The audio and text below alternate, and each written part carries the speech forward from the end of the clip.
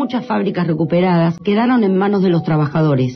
Otras fracasaron en el intento de recobrar las fuentes de trabajo. Las asambleas barriales fueron perdiendo su nivel de participación, aunque sobreviven algunas experiencias aisladas. Y los movimientos piqueteros se ubicaron en diferentes espacios políticos a partir del surgimiento del kirchnerismo.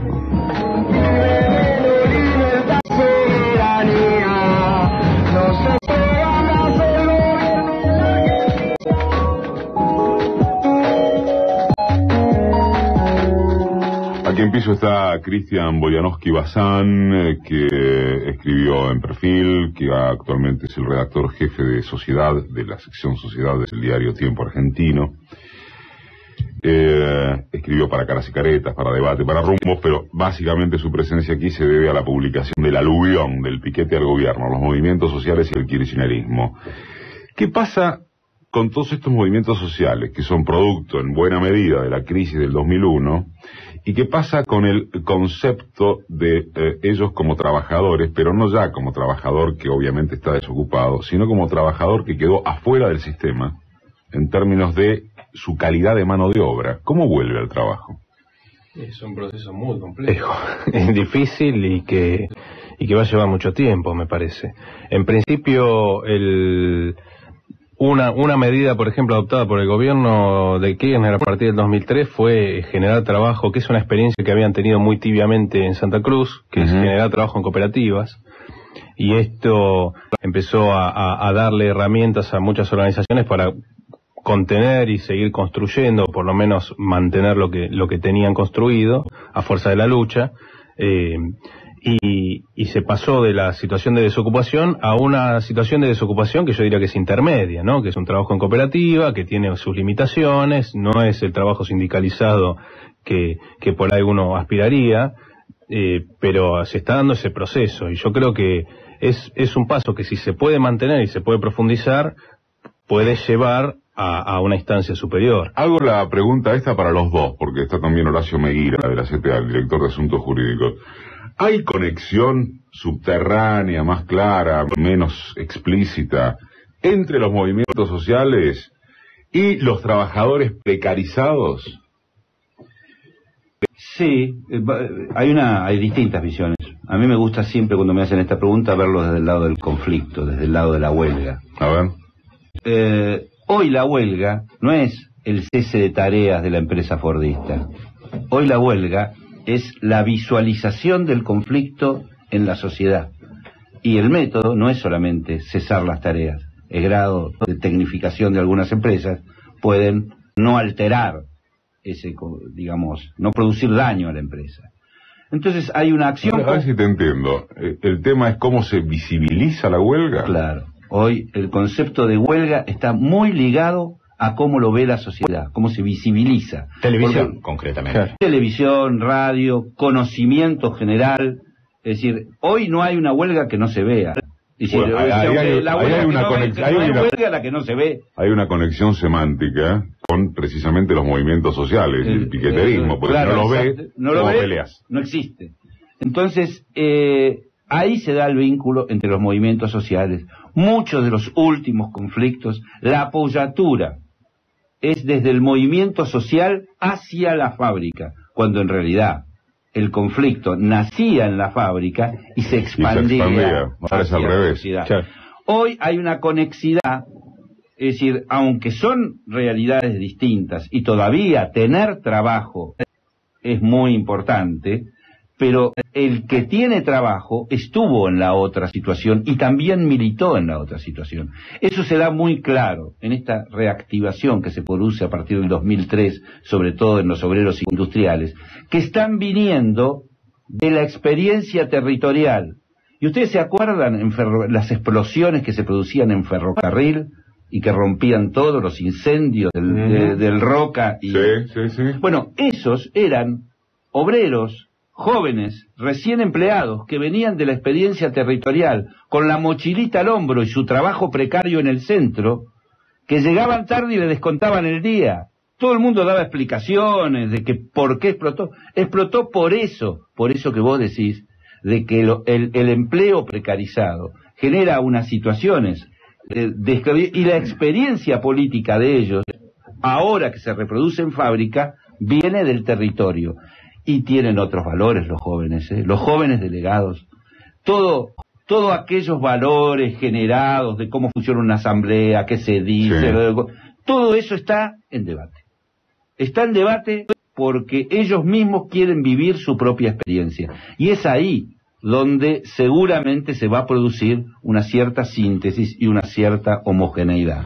Horacio Meguira, de la CTA, y Cristian Bazán, Boyanovsky Bazán, el autor de La Aluvión. ¿Estás de acuerdo con lo que dijo Meguira?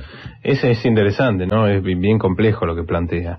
Sí, no tenía visualizado esta cuestión de debatir las cuestiones de representación sindical en asambleas, pero sí esta cuestión de la visibilización, sin duda, porque aparte vivimos en una sociedad tan mediatizada que sin duda cualquier lucha que no figure en los medios no va a tener el valor ni la legitimidad, para bien o para mal, que pueda tener si lo está. También por eso el corte. Caso Kraft, cortan la Panamericana porque entonces saben que los medios llegan ahí para mostrar el corte, que es lo que les permite hablar de Kraft. Por supuesto, es eso. Hacia la interna del movimiento social, del conjunto de los movimientos sociales. Quizás haya que poner más nombres, ¿no? De hecho, vos haces un índex. Sí. Claro, que es largo y complejo. Largo y tendido, claro. Tenés Movimiento Evita, Frente Transversal Nacional y Popular, Delía con la Federación de Tierra y Vivienda, el Libres del Sur, Octubre, Segundo Centenario, Malón, Peronismo Militante. ¿Sacaste la cuenta, no? Sí, no me acuerdo ahora cuántos son unos cuantos. Hacia la interna de todos estos movimientos, y esto tiene que ver con el epílogo de tu libro, porque lo quiero usar de puente hacia el futuro, ¿no? Ajá. Vos en el cierre jugás la hipótesis, en el cierre del libro, jugás la hipótesis de que, aún cuando el próximo turno presidencial no sea kirchnerista, estos movimientos van a seguir apoyando un modelo, van a seguir trabajando en función de lo que considero un modelo que le dio respuesta. Exacto. ¿Es en el caso de la mayoría de los movimientos esto? Sí, yo creo que sí.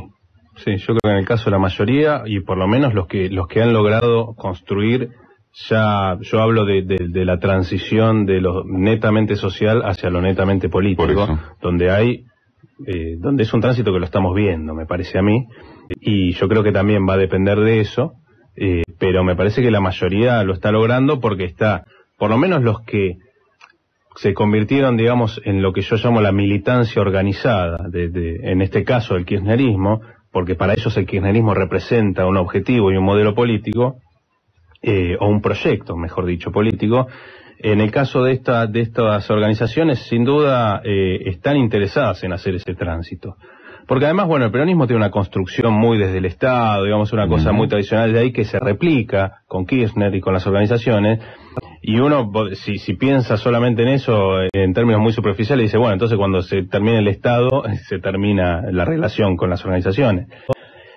Y seguramente eso puede llegar a impactar, porque después hay una institucionalización que ganaron gracias a haber entrado al Estado, que también les permite armar un tejido mucho más profundo y poderoso. ¿Vos te propusiste demostrar algo con el libro o simplemente registrar? No, sí, yo me propuse demostrar estas cuestiones que estoy planteando, ¿no? Que hay un proceso donde se constituye la militancia organizada de este proceso político, donde estas organizaciones que venían con un proyecto y luchando contra ese proyecto, luchando en favor de ese proyecto y de intentar instalarlo, si se quiere, al principio como una cosa utópica, al encontrar una coyuntura que a la vista de ellos les parece favorable a ese proyecto, lo toman con un fundamento político y se convierte, como digo, en la militancia organizada. El aluvión del piquete al gobierno, los movimientos sociales y el kirchnerismo. Cristian Boyanovsky Bazán lo acaba de editar Sudamericanas. Gracias por venir. No, gracias por invitarme. Meguira, acá tengo... Se me murió la pantalla. No, ahí está.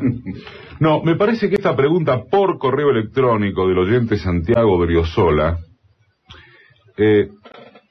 además de darte pie a la respuesta que fuere, condensa de algún modo algunas de las cosas que estuvimos hablando. Y cómo funciona el negocio, en todo caso, para entender de qué estamos hablando cuando hablamos de sindicatos, patronales, tercerización, etcétera. Dice, hay algo que no entiendo. A los sindicatos les conviene sumar empleados por los aportes de la obra social. ¿Por qué no pelea por las tercerizadas? En el caso ferroviario, la respuesta podría ser que además son patrones. Pero en el caso de otras empresas, ¿por qué no les conviene? Le falta un dato. Hoy las obras sociales están liberalizadas, es decir, no necesariamente siendo afiliado a un sindicato perteneces a la misma obra social. Sí. Por lo tanto, se ha independizado, ha captado de otras actividades y por ende la obra social, aunque tiene una administración sindical, no necesariamente es representativa de la actividad. Por lo tanto, la obra social no necesariamente tiene que crecer en el mismo espacio que crecía antes, que era su propia actividad. No está tan ligada la dirección político-sindical con la dirección de obra social. Y te hago otra pregunta, Meguira, desde cierta ingenuidad, llamémosle cínica. No tiene que ver. Ingenuidad sobre todo. Ingenuidad cínica. Me voy del top. Un segundo nada más. Pedraza, un tipo enriquecido, con una casa de 700 lucas verdes, desde hace tiempo. Expositivamente así, ¿sí? Pero asumido el rol de sindicalista, ¿cómo blanquea esos ingresos? ¿De qué hablamos cuando hablamos de estos tipos, de los gordos? A mí me sale una palabra así espontánea, de complicidades. Complicidades con el poder. Ligazones con el poder real y con el poder de gobierno. No pueden sobrevivir en una sociedad de derecho, un Estado social de derecho, un Estado de derecho concretamente, personas a cargo de sindicatos y enriquecidos de esa manera. Lo es porque hay complicidad concreta de sectores de gobierno y de sectores del poder real.